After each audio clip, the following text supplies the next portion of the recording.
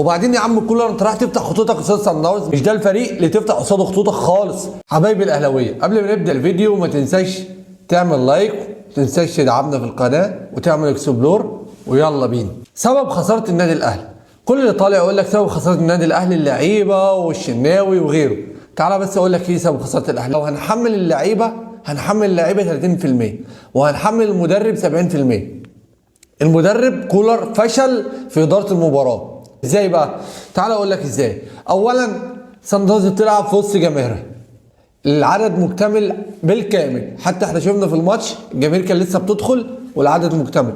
درجه الحراره مرتفعه وغير الرطوبه وغير ده كله انت بتلعب فوق مستوى البحر. وبعدين يا عم كولر انت رايح تفتح خطوطك قصاد صن داونز، مش ده الفريق اللي تفتح قصاده خطوطك خالص.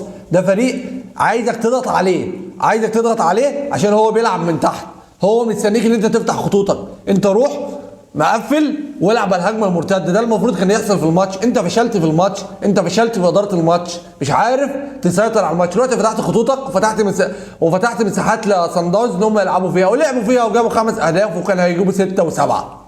عارف كروش وكوبر نفعوا مع المنتخب المصري ليه؟ عشان كانوا بيقفلوا، عارفين كواليتي اللعيبه المصريه. انت مش عارف كواليتي اللعيبه اللي معاك، هم كانوا عارفين كواليتي اللعيبه المصريه، فكانوا بيقفلوا وبيلعبوا على الهجمه المرتده. عشان كده الفتره اللي كانوا ماسكينها المنتخب المصري هو اللي نفع فيها، لعب نهائي افريقيا مرتين وصعد كاس عالم. غير كده احنا فشلنا، فكنت لازم تلعب على الهجمه المرتده وتقفل خطوطك. يلا سلام.